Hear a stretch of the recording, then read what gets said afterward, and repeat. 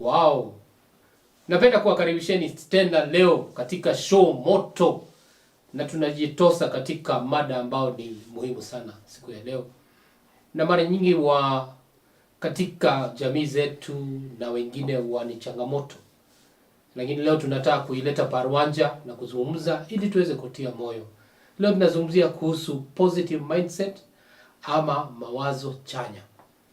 Wale kidogo Kiswahili inawatia changamoto, basi wacha tuseme mawazo mazuri. Kwa hivyo karibuni sana watazamaji wa Ezra Christian TV. Huyu ni Bazuu ambaye mnampenda sana, na leo tuna mwalimu wetu mwalimu Eliud ambaye ana tajriba ya hali ya juu katika ushauri na saha, na leo atakuja atatuelezea kinago ubaga ni nini hasa kuwa na positive mind ama kuwa na mawazo chanya. Katika dunia hii ambayo tunaishi, tuna changamoto chungu nzima. Kama wewe hauna maneno, basi unaletewa ni wengine maneno. Na najifunza Thomas Edison ambaye aliweza kuvumbua hii taa ambayo tunaona. Alitengeneza taa takriban 999. Na taa 1000 ndio iliwaka. Na kukakuwa na mtangazaji ambaye ni mcheshi, akaenda kumhoji, akamuuliza, unaweza sema namna gani? Wakati alipewa kipaza sauti akasema kwamba nimejifunza mara 999 ambavyo taa haiwezi waka. Kwa hivyo hiyo ndio jambo ambalo ningependa tuweze kutembea nayo siku ya leo tunapozungumzia kuhusu mawazo chanya. Na ningependa kumkaribisha mwalimu wetu Eliud aweze kuwasalimia. Tumemaliza juma moja, atuambie juma ilikuwa namna gani, alafu ndio tuweze sasa kuingia kwa show ambao najua leo imewaka moto kama pasi. Karibu. Asante sana Bazuu. Na siku moja mtazamaji, ile siku mtasikia nimelazwa hospitalini, mjue Bazuu is to blame because sometimes huwa anatunyorosha mistari hapa ya Kiswahili. Siku moja tutaumizwa huko. You know, tumechanjwa, tumefanya nini, but karibu sana mtazamaji siku ya leo. My name is Eliud. I'm a counseling psychologist. I'm also the founder of Mindnest Counseling Organization, and today we are here. We are talking about positive mindset. We want to start off this year with the right mindset, because as we say, attitude determines your altitude. Yes, and the only limits that we have in this life are the only limits that we set for ourselves. Sometimes people say that the sky is the limit, but it's not. It's the lower limit. Watu walienda kwa moon, kwa mwezi kitambo sana. So now the only thing that can limit you is not the sky, but your perception and your mindset. Karibu sana daktari, mshauri na saha kwa kipindi cha leo. Show leo ni nzuri sana, kwa hivyo wewe kama ni mgeni, jaribu uweze kusambazia hata na wengine, na kama wewe ni mgeni, jaribu kufinya subscription na pia ufinya notification bell, ndio wakati tunapoleta show kali kama hizi, basi unakuwa ni wa kwanza, au upati kutoka kwa wengine. Wewe tayari ushapata hilo jambo. Kwa hivyo nataka kurejea kwa Daktari Eliud aweze kutuelezea, yani kwa ufupi, kwa ule mtu ambaye labda amechanganyikiwa, Kiswahili labda imekuwa changamoto, na pia hiyo mindset anashindwa na watu wanajaribu kusema nini, ndio aweze kutuelezea kwa lugha ambayo tutaweza kuelewa. Na ningependa kukaribisha hizi uweze kutuelezea mindset ni nini. All right, asante sana Bazuu. So when we are talking about mindset, the first thing that you find in the word mindset is the word mind. I think most people are familiar with the word mind, with the term mind, because mind and brain is what confuses people sometimes. Brain is the physical matter that you can see. Hiyo inakaa kama idomi kwa kichwa. Kuna tofauti ya akili na ubongo. Yes. So when you're talking about the brain, is the physical matter that's inside your skull. That's the brain. When you're talking about the mind, we are talking about something that is not visible. Now, inside the brain, there's the mind now. The mind now consists of the attitudes, the perceptions, the emotions, the feelings, and so many other things. when we are talking about mindset, the first thing is mind. I've briefly explained. The other thing is set. We all know what is to set. To set is to put in a specific way or in a certain way. So when we are talking about mindset, we are talking about how you perceive things, how you see things, how you interpret life and reality, circumstances and situations in your life. So perception is what brings the difference between people, because we are limited by our perception, by how much we can see. Because for example, Bazuu, tukiweza toka nawe hapa nje, no. And then I tell you, I just want you to look into, Wagaria South, South, Wagaria South, and then tell me how far you can be able to see. No. And then you can tell me, the farthest I can see, there's a certain building over there, and then you are going to measure and we are going to realize that you have only been able to see maybe 5 kilometers or 10 kilometers. But that does not mean that beyond what you can see, that's the end of the world. That Bazuu has already been able to see up to here. So beyond that, yes, beyond that there's nothing else. The reality is you can only see as far as your perception or your sight can enable you to see. If you take a microscope or hizi zingine watu wanaenda nazo kwa animal orphanage, binoculars. So if you take a binoculars, probably you can be able to see an extra 10 kilometers or 20 kilometers. So if we can be able to change how we see things, we are actually going to realize that the things we are seeing are going to change. Because the moment you change how you change how you look at things, the things you're looking at changes. And the problem is with most people is that they are waiting for things to change and they want to remain the same. You want the same person to have a different life, but that cannot happen. Only a different you can have a different life.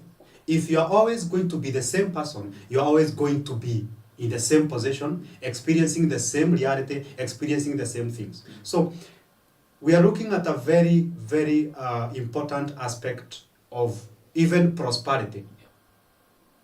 Us being able to shape our reality, us being able to change the kind of a life that we live.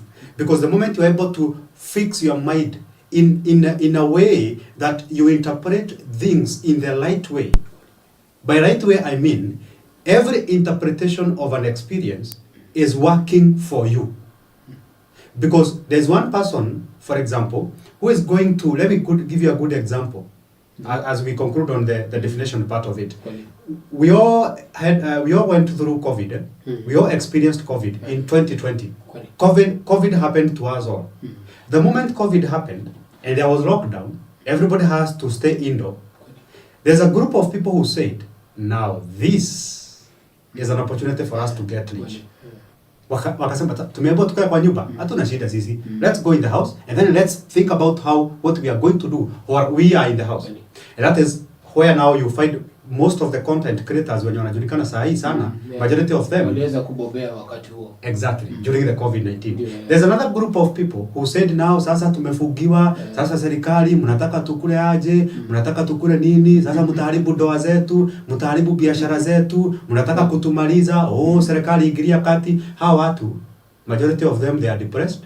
Majority of them biashara zao ziliharibika. Majority of them whatever they thought was going to happen to them actually happened. COVID happened to everybody. But by the end of the day, those who saw an opportunity in COVID, they are the COVID billionaires and millionaires. Those who saw a problem in COVID, they are divorced, depressed, stressed, and right now living in poverty. So it's not about what comes to you. It's about what you do with what comes to you that matters and makes a difference in your life. So in a broad perspective, that is what we can say mindset is. Asante. Mtazamaji, ningependa tu kukuelezea kwamba mshauri nasaha ameweza kutuzungumzia kwa muktasari tu mambo yale ambayo tunazungumzia leo, mada ikiwa ni positive mindset ama kwa lugha ya Kiswahili ni mawazo chanya, mtazamo chanya. Na ningependa labda tu kuzungumza tu kidogo ni kwamba kwa yule labda ameingia kuchelewa ni kwamba kwa glass, ukiwa na glasi ya maji na umeijaza nusu, wengi ukiuliza labda wale ambao wamekuzingira waulize hii glasi, hebu tufafanulie tu ama useme tu jambo lolote kuhusu hii glasi. Ule mtu ambaye ana mawazo chanya ama mawazo mazuri atasema hiyo glass imejaa nusu. Lakini kwa ule ambaye ako na negative mindset atasema hiyo glass haijajaa nusu.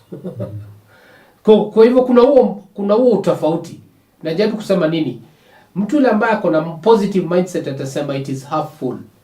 Lakini yule ambaye ako na negative mindset atasema this glass is half empty. Kwa hivyo yule ambaye anasema half empty ana changamoto nyingi sana katika sababu katika maisha yake anaangaliaga ile hali ya udhaifu ama kukosa. Na hiyo inakuwa ni changamoto hata kwa afya zetu, na najua mwalimu na Eliud ataweza kuzungumzia tukifikia pale mwisho. Lakini sasa nataka nirejee kwake na nataka atupatie njia, practical ways ambazo tunaweza tufanye, sababu hili jambo halitoki tu kutoka mahali. Lazima uwe unachukua hatua na uzoefu fulani. Kama mambo fulani kama hauyafanyi, basi hiyo positive mindset hawezi kuwa nayo. Na ndio leo tutazungumzia, aweze kutuelezea ni njia, practical ways ambazo tunaweza anza hatua, na hasa sasa ikiwa bado mwaka ungali mbichi. Na vile ambavyo ungali mbichi, basi itakuwa ni vyema wewe uweze kufanya maamuzi, na ndio ikifikia mwisho wa mwaka unaweza sasa chini na ukadirie yale ambao umefanya wakati ulipokuwa umebadilisha na kuwa na positive mindset. So karibu uweze kutupatia hizo njia 5 ambazo mtu anaweza kuchukua na imsaidia kuwa na positive mindset ama mawazo ama mtazamo chanya. Karibu. Naam.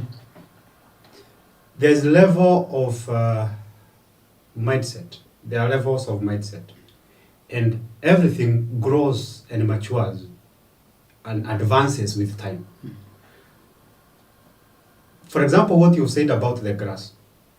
Somebody with a negative mindset is going to say the grass is half empty.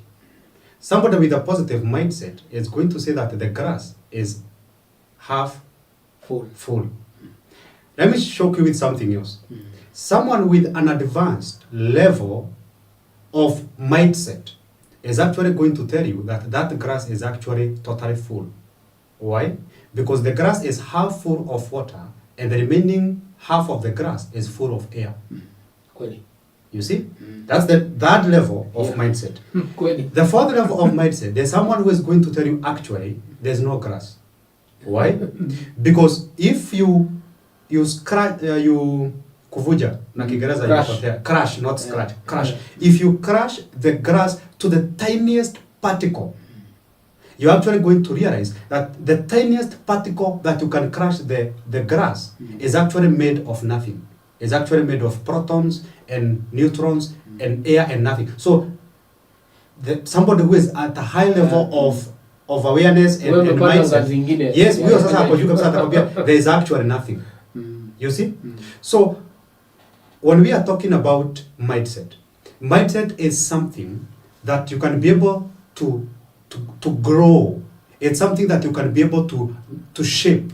It's something that you can be able to nurture within you. And that is why I'm briefly going to mention the 5 key things that you need to do for you to be able to cultivate a positive mindset in your life. Number 1, gratitude. The power of gratitude cannot be explained in a single show. Hapa hatuwezi maliza kuongea about the power of gratitude, because gratitude is one of the most powerful thing that you can have in your life. And that is why I always tell people that if when you are praying, the only thing you say is thank you, you have prayed enough. If you have prayed and you have not said thank you at all, you've said nothing. Because gratitude is the power, is the force that draw more of what you are grateful about to you. Because what you thank about, you bring about. When you are thankful about something, God gives you more things to be thankful about. When you complain about something, God gives you more things to complain about. Because huyo jamaa anapenda kucomplain, chukua ingine. Ongeza sauti, chukua ingine. So when you are grateful, you open the doors for bigger, better, and much greater things. Number 2, affirmations. When we talk about affirmations, because after mentioning them, I think we'll go back to each and every one so that we can expound them a little bit deeper. Affirmations. When you talk about affirmations, most people think that it is standing in a mirror and saying, I am beautiful, I am handsome, I am wonderfully made, I am courageous. That's waste of time and waste of energy, and there's nothing into that. When we talk about affirmations, we are talking about self-talk. Because the most powerful thing that influences the lives of most people is the conversations they have within themselves. Because the conversations you are having with yourself impacts your life more significantly than the conversations you are having with other people. Because if, for example, today I tell you you look like a snake, and then you agree with me, and then you kill yourself, or you hate yourself, most of you are going to say, I hate myself because Eliud told me I look like a snake. Why did you agree with me? You are hating yourself, not because I said you are a snake, but because after I told you you are a snake, you said, for sure I am a snake. But if you said, I am not a snake, nothing would have happened. Self-talks are very important. I'm going to expound a little bit on that. The other thing that you can do to be able to have a positive mindset is mindfulness. When we are talking about mindfulness, we are talking about being selective of the things that you are thinking about, being very careful and watchful of the conversations that are happening within your mind. Because every single day, the viewer looking at me, yes, you have on average 60 to 70,000 thoughts. 60 to 70,000 thoughts every 24 hours. Unfortunately to most people, 45,000 of the thoughts that they have every day are negative thoughts. And that's what creates the negative life that you are living. And that is what creates the unpleasant life that you are living, that life that you don't like, that life that you hate so much. Bazoo, I've mentioned 3. Yes. Kichwago, nikumbusha hizo zingine. Hizo zingine ni self compassion. Good self compassion. Na kuzingirwa na watu ambao wanazungumza mambo ambayo ni mapotofu. That's what I love about you, because you always there to remind me what I forget.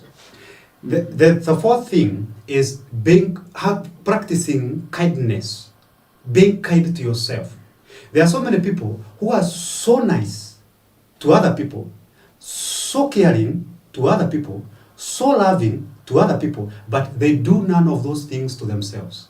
You care so much about everybody, nobody cares about you. You yourself, you don't care about yourself. You treat other people so nicely. You talk to other people with a very soft sound, with a very motivating voice, with a very encouraging conversation. But when you lock yourself in the room, you tell yourself how useless you are. So you need to be compassionate to yourself. You need to be kind to yourself for you to be able to have a positive mindset. And the fifth thing, which we'll be expounding more on, is surrounding yourself with positive relationships. So anybody who surrounds you, you need to be very selective. You need to make sure that you are surrounded by the right people. Because it's true that if you show me 5 of your friends, I'm going to tell you exactly who you are. True. Because you are an average of those. So if you want to change your mindset, also you need to be careful about who is feeding you with the right information, who is misleading you, the closest friends, who is backbiting you, who is guiding you in the right paths. So you need to be careful about who is surrounding you. Because Kikuracho, kingoni mwako. Yoyo sasa. Mtazamaji, umesikia kutoka mshauri nasaha wetu, na ameweza kutukadiria na kutupatia orodha ya mambo 5 ambao ni vyema tuelewe kwamba tukiyazingatia na kuyatilia manani, basi itaweza kuwa ni rahisi sana kuweza kuwa katika ile hali ya kuweza kuwa na mtazamo chanya kwa yale mambo. Tuelewe kwamba katika dunia hii changamoto ni chungu nzima. Lakini hiyo si sababu ya kufanya wewe ukae pale pale. Ndio sababu ya kukufanya pia uwe na bidii. Na amezungumzia mambo ambao ni ya kawaida, tunaona kama ya kawaida. Kwa mfano, ameanza na kusema kwamba tuwe watu wepesi wa kutoa shukrani. na wengine ni vigumu sana. Watu wengi, hata najua wengine wananitazama hapo, wamejipata katika hiyo hali. Unafanya bidii, hata labda utafutia mtu kazi, na wakati alikuwa akitafuta kazi, alikuwa na kutafuta kwa udi na uvumba, lakini wakati alipopata hiyo kazi, asasi inageuka inakuwa ni wewe, ni kama wewe ndio ulikuwa unatafuta kazi. Hana ile hali ya kutoa shukrani. Na tumeelezewa ni mshauri na saa kwamba wakati unakuwa na udhaifu kama huo, basi hata katika hali ya kiroho inakuwa kwamba wewe ni kama wale wana wa Israeli walifanywa mambo makubwa ni Mwenyezi Mungu, lakini yao ilikuwa ni kunungunika na kuuliza maswali kila wakati. Jambo lingine amesema ni affirmations. Ni vyema kweli tuweze kuwa tunajitia moyo, na ni kwa kukumbuka yale mambo mazuri ambayo tumefanya. Na tunapokumbuka haya mazuri, kama kwa mfano labda wewe ni shabiki fulani wa timu fulani na labda imeshinda, unakumbuka si siku ile inafungwa, sasa wewe unakatalia tu wakati mahali imefungwa. Kumbuka siku zile zingine ilikuwa inaweza kufunga. Alafu ya pili, ya tatu ni kwamba tuweze kujizungumzia mambo mazuri katika fikra zetu. Tusikae tu kila wakati tunafikiria mambo mapotofu. Watu wengi sana fikra zao zinapitwa na mambo ambayo si ya kufurahisha. Ni mambo hata ukimwangalia kwa uso wake unaona kwamba huyu ameandikwa huzuni. Hii ni vyema tuweze kubadilisha mambo kama hayo. Na pia watu wale wanatuzingira ni watu aina gani? Watu wana marafiki kila saa mtu anakuambia wewe si msupu, wewe utoshi mboga, mambo kama hayo. Yanapokuingia yanafanya hata afya yako itaathirika, na tutazungumzia kuhusu hayo mambo. Kwa hivyo ni hayo mambo matano, na nakutaka kurejelea tena kwa mshauri na saha aweze kutuambia anze na kutoa shukrani. Umuhimu wake ni nini? Gratitude is very important. And I want to say something about because I'm smiling when you're saying that kuna mtu ameambiwa atoshi boga. So please, our dear viewer, if someone ever tells you kwamba utoshi boga, mwambie excuse me, ni ugali yako mingi.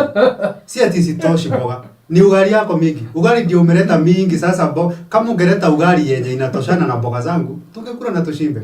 So si ati utoshi boga, mwenye anakuja na ugali ndiye analeta ugali mingi. Gratitude is very, very important. The power of gratitude. I want to tell you something. The power of gratitude is the power that multiplies. It's the multiplying power in this universe. I want to give you a perfect example of how powerful gratitude is. One day, our friend Jesus was somewhere in the wilderness. Yes. And after he preached to, actually, the other day that I was talking to a friend, and then he asked me, Eliud, is the name Eliud in the Bible? And I was like, why not? How else would I be a Christian? And so tuenda tuangalia, so tukaenda tukaangalia tukapata pale kwa genealogy ya Jesus. So around the fifth generation before hapo uko. So wakapata kumbe jina yangu iko hapo. So now wakaanza kuniita babu ya Yesu. Mimi niko. So I would say that Jesus, sasa Jesus ni grandson wako, something like that. So when Jesus was in the wilderness, and after he concluded talking to the multitude, the disciples came to him and told him, Yesu, inakaa ni kama watu wako na njaa. Na unajua watu wakiwa na njaa ni wakali sana. So we need to feed these guys before they leave this wilderness. So what are we going to do?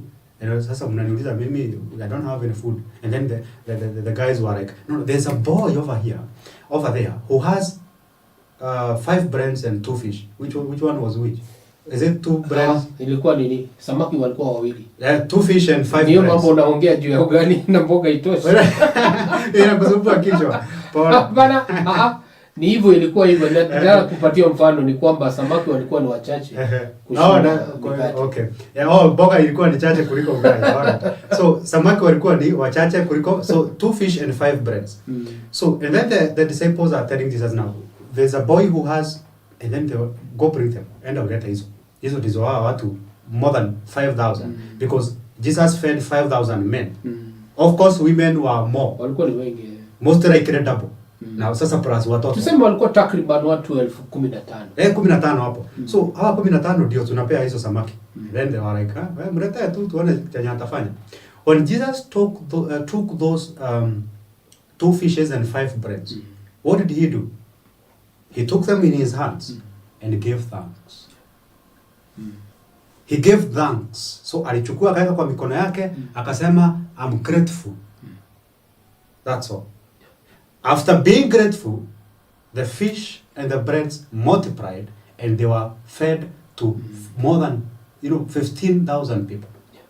So when Jesus took hata wakasaza. Yes, mpaka wakabeba zingine sijui 12 baskets. Yeah, 12 baskets. So hakuchukua hizo samaki na mkate, akaanza kusema oh my Father, you know very well I have 5,000 people. I need to feed them, multiply these. No. Aliambia Mungu, thank you. Why did Jesus say thank you?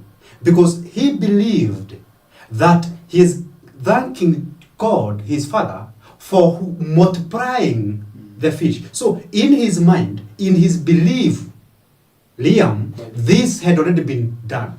Because when do you thank someone? When they have, yes, when I give you something, that's when you say thank you. So even before the fish and the breads were multiplied, he already believed that they have already been multiplied, and he was giving thanks. If you want to multiply anything in your life, the secret is being grateful. When we say that you should be grateful, even when you have nothing, we are saying be grateful for that which you believe is going to be yours.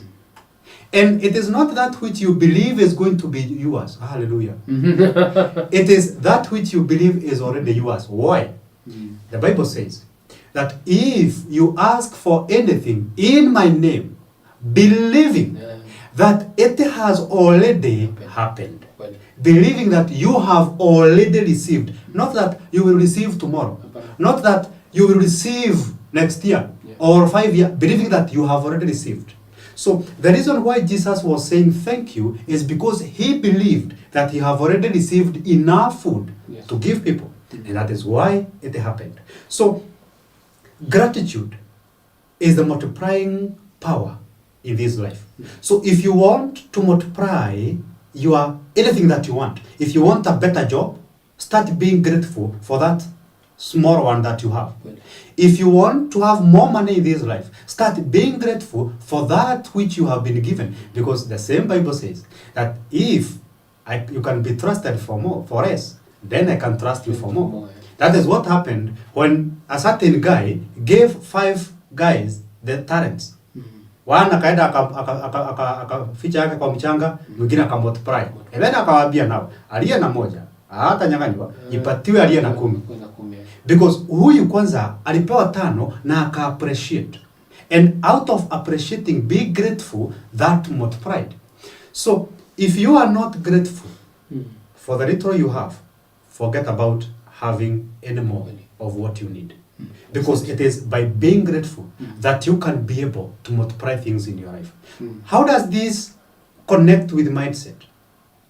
This connects in a way that whatever position you are in, whatever circumstance you are in, number one, being grateful means that this which has happened to me, whether positive or not, I am grateful. Why?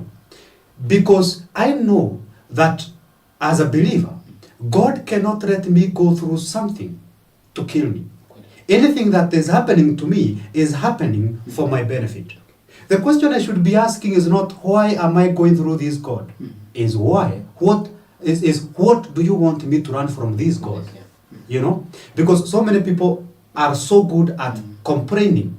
You get them into a situation, the first thing they do is complain. Instead of asking themselves, what can I get from this? So when you have a gratitude mindset, you will see every opportunity in every obstacle. Where others see an obstacle, you see an opportunity.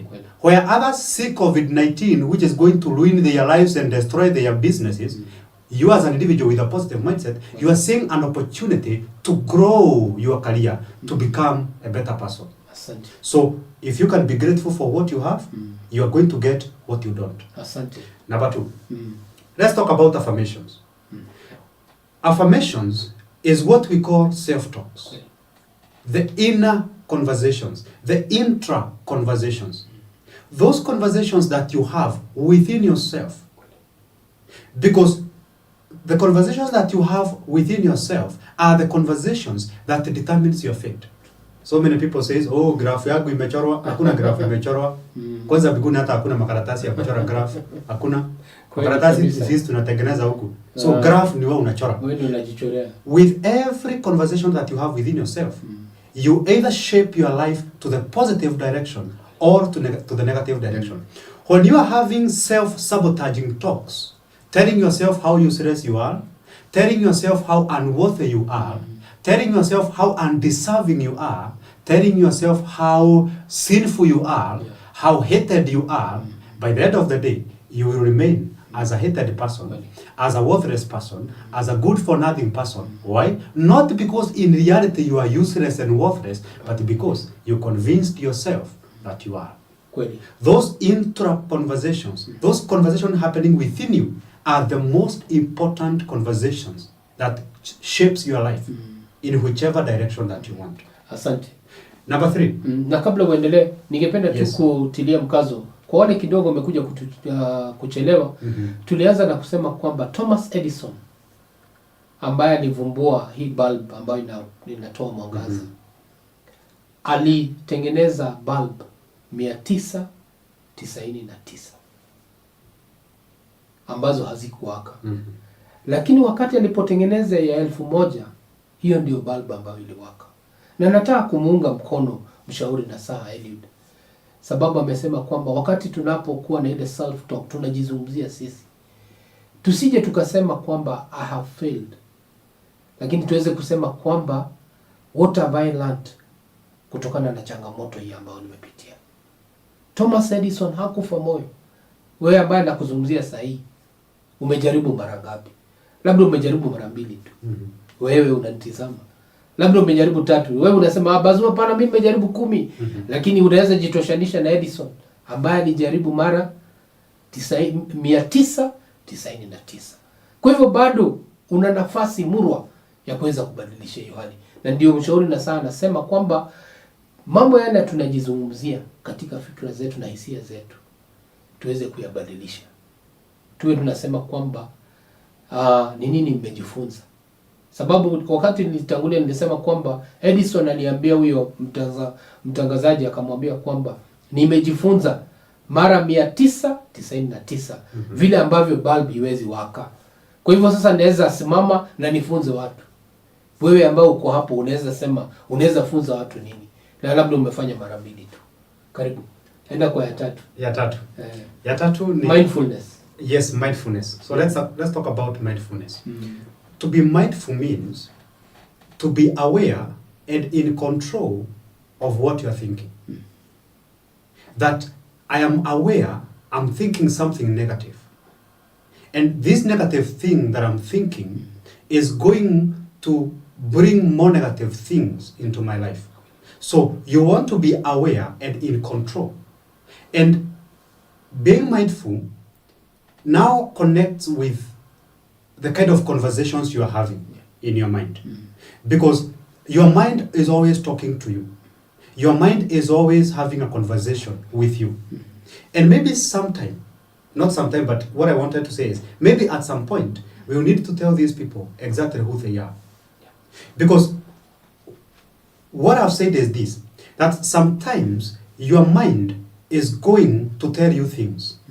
So that tells you that you are not your mind. There's you and there's your mind. Because sometimes people say that I should listen to everything that my mind says because they think that their mind is them. But you are not the mind. You have the mind. You have a mind, but you are not the mind. So you need to be... Haweze kuweka mpaka. Mpaka na anaujua kweli huu ni mpaka. Yes, there need to be boundaries between what, you should be in control. You should be telling your brain or your mind, this is the conversation that I want you to have. Kama utaishi hapa, if you are going to stay here, if you are going, it's just like what parents tell their kids. That's not happening in my house. It is either you do what I say or you move out. My house, my rules. So as an individual, you also need to tell your mind the same thing. If at all you are going to stay in this car, if you are going to stay in this brain, it is my brain, my rules. You are going to think what I want. You are going to keep telling me things that are going to work for me. So many people keep letting their thoughts learn uncontrolled, unchecked. So you just let your mind wander wherever it wants to wander. But when you let your mind wander wherever it wants to wander, remember, it's not going to wander and come back empty-handed. No. You let your mind wander in the wilderness, it's going to bring back things that it has gathered from wherever it was wandering. So your goal is not to prevent your mind from wandering.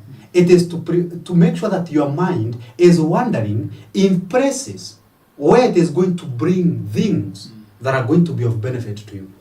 Sure. You just sit down and you let your mind wander in negativity, it's going to bring negative things to you. You let your mind wander in positivity, it's going to bring positive things to you.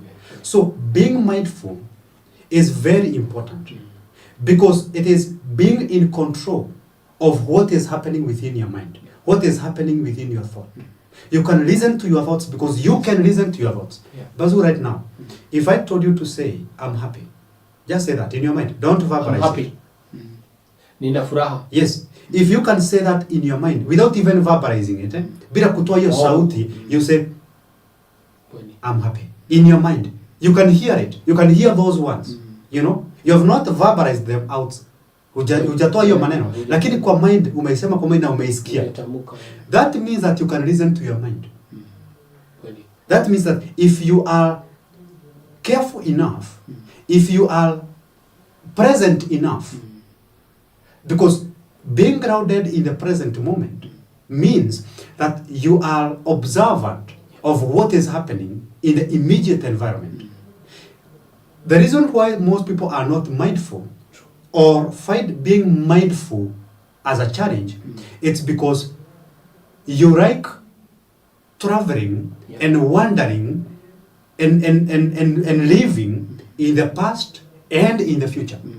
You are never living in the present moment. So where your mind is trying to tell you, please focus on this present moment. Just focus on this moment we have here. You are there saying, oh, my first ex who I had 5 years ago alinicheat na sister yangu. Huyo ex mwingine akanicheat na best yangu. Huyo mwingine akanicheat na nyanyangu. Mimi nimeoa. You know? Hata umenikumbusha jambo kidogo Mshauri na Sani kwamba nimekumbuka kuna mfano ambao tunauona kila wakati. Na hasa vile ambavyo umezungumza kuhusu nini ambao kwa fikra zetu tunafikiria nini. Na nikaona mfano wakati unakuwa kwa gari. Ile kioo ya pale mbele inakuwaga kubwa. Lakini ile kioo ya kutizama nyuma ni kadogo tu. Inaashiria nini? Inaashiria kwamba ufikirie mambo makubwa yale ambayo yako mbele yako. Lakini usisahau sababu tena pia usipoangalia hii kioo ndogo kama wewe ni dereva shupavu basi kama unajaribu labda kugeuka na usipoangalia hiyo basi utaenda kuigonga gari za wenyewe.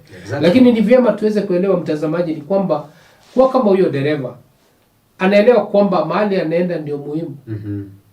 Lakini asahau kwamba lazima uangalie. Lakini sasa sisi katika udhaifu wetu kama binadamu hiyo kioo ndogo ndio inakuwaga kubwa. Ndio kubwa kuliko unaangalia yale mambo mabaya ulifanya na kuweza kufikia vile ulitaka na ile kioo ya mbele inakuwa ni ndogo sana. Sasa unasalia tu pale kwa mambo yale badala uendelee mbele. Na hivyo ndio tunasema kwamba ili uwe na positive mindset ama mawazo chanya ama mawazo mazuri ni vyema tuweze kuelewa kwamba kioo cha mbele ambazo ni fikra zile ambazo unazifikiria ziwe ni fikra nzuri. Karibu. Ziwe ni fikra nzuri. Twende sasa jambo la 4. Right. Before we stride over to the fourth point, I wanted to say this, that when you are grounded in the present moment, you cannot miss anything. I always say this, the day I will have enough resources, such that I'll be taking my family for holidays. Tunaenda Mombasa, tunakaa huko siku 3, 4, 5. I'll make sure that when we are leaving the room, kama tunaenda kuswim, kama tunaenda kuangalia wanyama, nobody carries the phone. Because I've seen so many people that the only thing that is making someone to go to have an adventure is so that they can take the photos. That this person is so much concerned about taking the photos and then baada ya kufurahia mandhari ile ambao they miss everything. They miss enjoying that moment of kuona hiyo huyo mnyama in life. Anachukua picha ndio akirudi kwa nyumba aende scroll. Sasa kwa nini ungekaa tu kwa nyumba ugugu picha za huyo mnyama and then uangalie instead of going to a game park for the sole purpose of kuchukua videos, kuchukua nini. So if people can learn how to be grounded in the present moment, you cannot miss anything. You'll be able to see everything that is coming. And you have used a very perfect example of the front mirror and the rear view mirror. Haka kadogo kakuangalia nyuma, it's for the driver to run a lesson. Angalia, achungulie tu nyuma kidogo aone ya kuna gari inakuja speed huko. So, you know, there's something happening in the back. So, haka kakuangalia nyuma nikakusoma lesson, sika kuregret. Ati kwa nini nika kwa kusaidia uweze kufanya maamuzi ambazo ni ya busara. Exactly. So, let us not focus on what has happened because there's nothing we can change. You cannot change what happened. There's nothing you can do about that. You cannot also change what is going to happen because the future has not yet happened. True. And the moment you focus so much on the future, you miss on the present moment. Yes, this one mambo ambao ungeboresha katika wakati uliopo. Do you know the reason why most people have are living lives that they do not like, lives that they do not live is they do not love. It is most likely because a few years back they were afraid that they were going to be there. When you are afraid that you are going to something is going to happen, you are only focusing on that thing.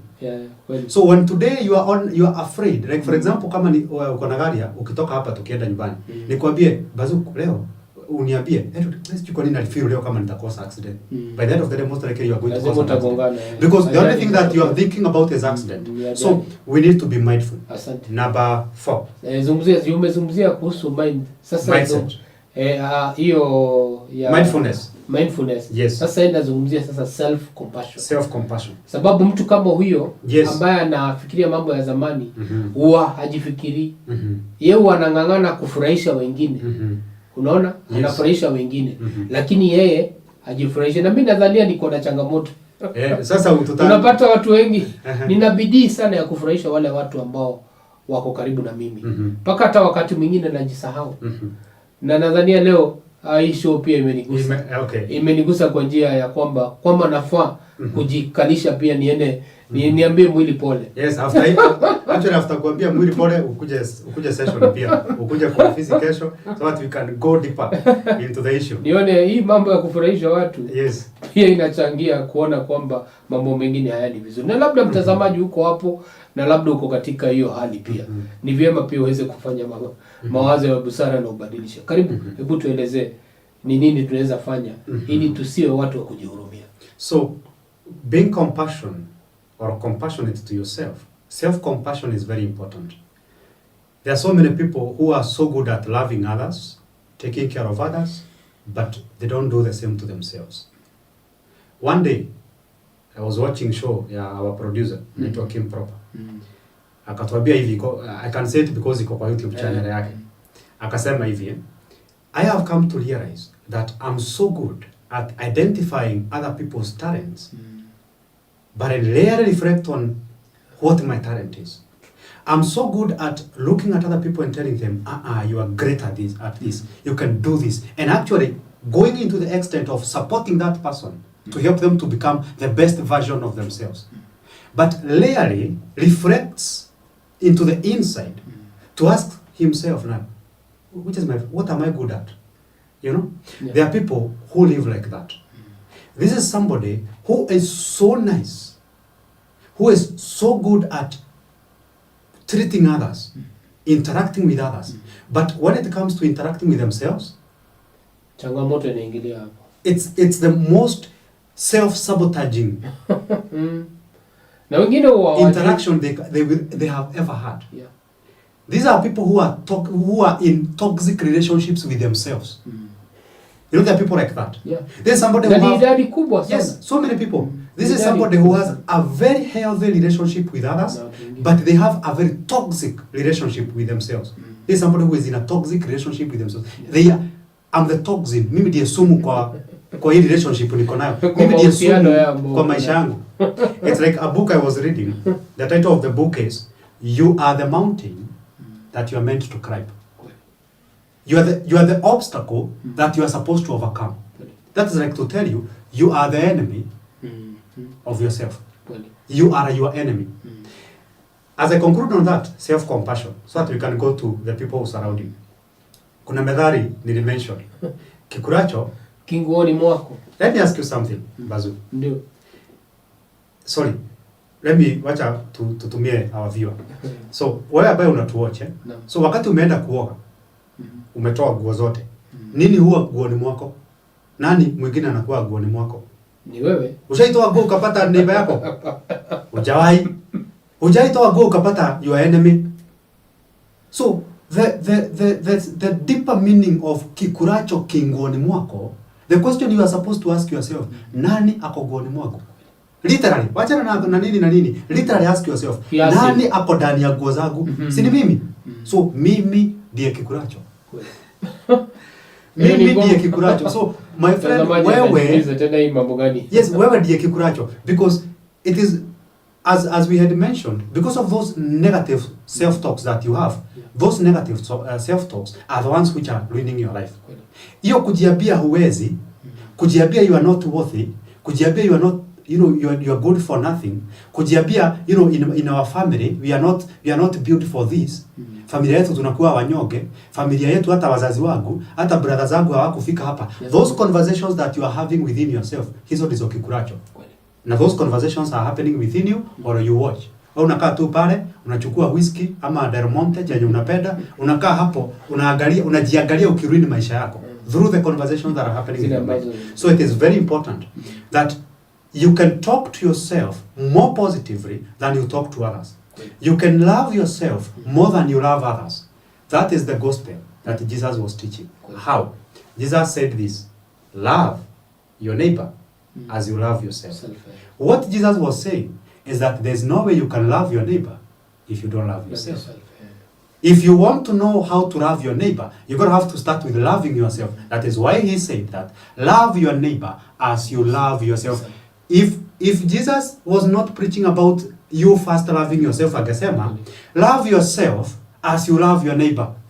Meaning, you should love yourself, you should love your neighbor first. So that by loving your neighbor, you can love yourself. But that's not what he said. He said, love your neighbor as you love yourself. So if you've got to learn how to love, you've got to learn by loving yourself. If you've got to learn how to be kind to others, you've got to learn first how to be kind to yourself. If you've got to learn how to take care of others, you've got to start with taking care of yourself. Asante. Because the moment you take care of yourself, you create that capacity and room and the energy to be able to take care of others. Tumebakisha moja. Moja. Na producer ananiambia muda unatupa kisogo, kwa hiyo itakubidi uweze kufanya haraka. Good. Kwa ndio tuweze kumalizia. When you talk about kuzingirwa, mazingira. Being mindful wale about labda unakuwa na marafiki ambao hao baada ya kukuchocha, hao ni watu ambao wanakuweka chini. Exactly. So you need to be very careful about the kind of people you are associating yourself with. Because we always say that when you interact with the wrong people, you're most likely going to have a life you don't like. It's what people usually say, that if you are associating with 5 millionaires, with time, you're going to be the 6th. If you are associating with 5 businessmen, with time, you're going to be the 6th. The same. Na labda niweze kutia tu mkazo ni kwamba, au sema hivi kwa Kiingereza nasema show me your friends and I'll be able to tell what kind of a person you are. Nionyeshe marafiki zako na ndaweza kuelewa bayana wewe ni mtu aina gani. Na nazidisha mimi kama Bazuu nasema kwamba kama marafiki wale 5 uko nao saa hii, ndio ulikuwa nao miaka 5 iliyopita. Basi uelewe kwamba hakuna mabadiliko makubwa yatakuwa miaka 5 ijayo. Actually, something is wrong. Something is wrong with lakini huo ndio ukweli wa mambo. Na ndio anazungumzia kuhusu watu wale ambao wanakuzingira. Karibu. So if you want to change your life, if you have been stuck in the same position as you've stayed for 5 years, and then you have tried to umejaribu kufanya vitu, but the next step should be trying to change your friends. Kwanza toa wote, ukae peke yako, and then start refocusing, you know, start zooming in and out. So when you are careful about the kind of people you are associating with, that means that you are careful about the people who are, you know, supporting you or not supporting you. Because there are so many, especially men, you allow negative friends to associate with you, and then by the end of the day they end up influencing your life in a negative way. Huyu ni best yako anajua uko na familia na yeye ni siko. Lakini mko kwa club saa 6 ya usiku anakuambia ongezewa. Lakini hajakuuliza swali, wewe wake Nothia. Si uko na familia? Ndio. Papa Kenothia, si uko na the last time I checked ulikuwa na bibi na watoto 7. Na uko hapa ni saa 6. Hebu enda nyumbani haraka. Kwanza unaitisha chupa ya nini? Nyingine ya nini? Na nyumbani najua wanakula sukuma. Hiyo chupa ulikuwa unaitisha sijui 300, enda ununue panyama, upeleke nyumbani. Those are the kind of friends that you are going to have. You see? But if the kind of friends wenye uko nao ni wenye unawaambia, hey wewe naona kumekuwa usiku guys, and unajua familia iko, I need to go. Anakuambia wewe kunywa ongeza wengine uende nyumbani kwani wewe siwe ndio mwanaume wa hiyo nyumba. Ongeza wengine uende nyumbani ukinuka mwanaume, ukifika huko atajua umefika. So those are people who are destroying your life. You need to associate yourself with people who are going to correct you without caring whether the friendship is going to die or not. I'm one of those kind of people. Mimi ukifanya makosa, mimi sikojeagi ati nini. No. Mimi nakwambia hapo. I'm going to hii nao ni ujinga uko nayo hiyo. Hii. Sometimes I don't even mimi hata sipitagi ati panya nuti nini. No, mimi nakwambia wewe this is wrong. And for as long as you are going to be my friend, it's either you change this, you have to change this, or this friendship is gone. So you need to be very careful about who you are associating with, because whether you like it or not, those people are influencing your life in one way or another. So if you choose the right friends, your life is going to move into the right direction. If you choose the wrong friends, your life is definitely going to move to the wrong direction. So it's up to you. And let me tell you something as I conclude on that. Because najua muda unatupa kisogo. Karibu tufukuzwe mbio. Tunafukuzwa. So najua show imepamba moto, lakini sasa muda nao unatuambia tafanya nini. So when we are talking about choosing the right friends, so every time that you associate with someone, in one way or another, this person influences your life.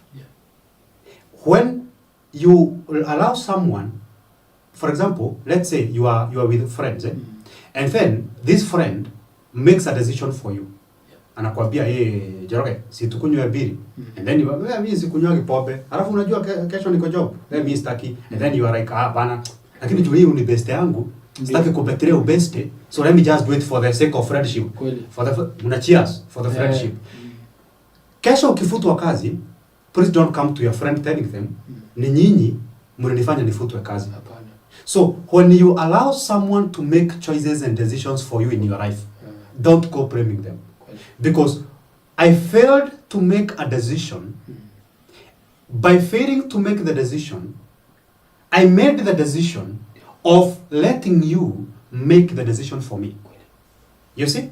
So by the end of the day, I may think that mimi niliamua kukunywa hiyo pombe, ni mabesta wangu waliniambia, but by not saying no, you said yes to your friend to choose for you. By the end of the day, it is your choice. You cannot blame anybody. Tuweze kuelewa hilo jambo. Yes. Asante sana mwalimu na saa mtazamaji, tumekuwa tukizungumzia kuhusu kuwa na positive mindset ambao ni mtazamo chanya ama mtazamo mzuri ama na mambo kama hayo. Na tumezungumzia mambo matano, tukaanza na kutoa shukrani. Ya pili tukaona kwamba ni vyema uweze kuwa unajishukuru ambao ni mindfulness, unajiangalia tena pia kujitia moyo. Tukazungumza kwamba lazima uzingirwe na watu na pia zile fikra ambazo unakuwa nazo ndani ya fikra yako. Ukiwa ni fikra ambavyo ni potovu, basi mindset yako itakuwa ni mbaya. Nataka turejee kwa daktari. Nataka kumuuliza umuhimu wa kuwa na positive mindset katika afya zetu. Najua kuna watu wagonjwa hata wamelazwa hospitali. Sababu ya nilikuwa nasoma kwamba wakati nilikuwa katika kabla tuingia kwa show, nilikuwa nimesoma kwamba hii positive mindset, hiyo kuchangamka, kuna kemikali fulani zinawekwa, zinaingia ndani ya mwili, na hizo kemikali zinafanya mwili unaburudika, kama ni hata miaka inapunguka na mambo kama hayo. Hebu tuelezea mtazamaji aweze kuelewa kwamba umuhimu wa kuwa na positive mindset inaweza kuwa inachangia pakubwa sana. Labda madawa yale ambao kama labda kuna mwingine wa kila saa lazima anywe dawa ya kuumwa na kichwa, sababu amekuwa akifikiria mambo mabaya. Hebu tuelezee, alafu tutaweza kumalizia. Our bodies, kwa dakika 2 tu.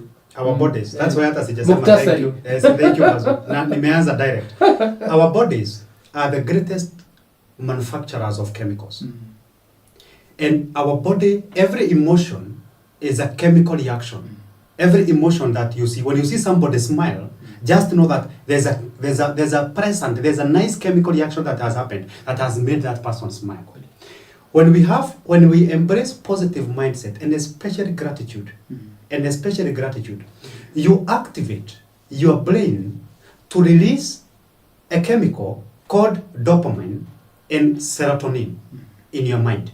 When those chemicals are released in your mind, they make you either feel nice or feel bad. So when someone is lazy, they drag their feet. Yeah. When somebody is lazy, they don't want to go somewhere, they drag their feet. Dragging your feet has nothing to do with your feet. It has everything to do with your mindset. Because the moment you start there and there, you're like, let me run. You're actually going to run. So every reaction in your body is as a result of what is happening in your mind. Because your mind is the command center that tells every other organ what it's supposed to do. So cultivating positive mindset, it's very, very healthy to our bodies and our minds. The power of mindset, it's something that even the researchers have not yet been able to conclusively understand. Because there's someone, your body is designed to heal itself. That is one thing that people know. But they don't know how your body is supposed to heal itself, but by having a positive mindset. Have you ever wondered why most people recover faster when they go back home and why they recover slowly when they stay in the hospital? It is because in the hospital environment, there's a lot of negativity. There's somebody crying there, there's somebody dying there. So there's a lot of negativity. So you absorb that negative energy, and then that one influences your healing. But when you go home, that's a natural environment. Everybody who is coming in, they're coming telling you, you are going to heal. Don't worry, we are praying for you. You'll be well, quick recovery. So positive things are the ones which are coming to you. So when you embrace positive mindset, you are definitely going to see positive results in your life. When you embrace negative mindset, all you're going to enjoy is the negative things that are going to happen in your life. So if you're able to control what is happening with your mind, if you're able to shape your perception, you're going to shape your world. And as I conclude, so many people ask me, Eliud, how can I be able to change my future? How can I be able to shape my future? And I tell them, the best way to shape your future, the best way to change your future is by creating it. Because when you are creating something, you are creating that thing which you want. You are creating that thing which you like. You are creating that thing which you love. But so many people are operating on the autopilot mode, where they are being pushed and forced into reacting and doing things in their life because of self-limiting beliefs that they have, because of the negative energy of the things they are feeding themselves. And so many people are so good at feeding themselves with negative information. Leo umewatch kwa news watu 70 wamekufa, sijui mwingine amechomwa, sijui mwingine amenyongwa, sijui mwingine amedungwa visu. That is negative energy that you are absorbing. Unasikiza music zenye ziko na negative energy. So you want also to be careful about what you are feeding your mind. Because you feed your mind with negativity, it is going to reflect in your life. So the kind of a life that you see, Bazuu, the kind of a life that you see in the outside, in the physical reality, that is a perfect reflection of what is happening within you. If you are living a life you love, it is because you are having nice conversations within yourself. If you don't love the kind of a life you are living, it is because the kind of conversations that are happening with your mind are wrong. So if you want to change your life, if you want to change your reality, start by changing what is happening here. Because it is what is happening here that is being reflected in the mirror of reality, and that is what you are seeing outside. Wacha tuwe positive. Asante mtazamaji, umeyasikia leo. Tumeyaleta yote pamoja. Na tuna na wingi wa matumaini kwamba kuanzia leo utafanya maamuzi mazuri na uweze kuwa na positive mindset. Na tumeona positive mindset ama mind and the body kuna vile zinawiana. Na wakati fikira inafikiria mambo mapotovu, basi hata mwili nao unakamata mambo kama hayo.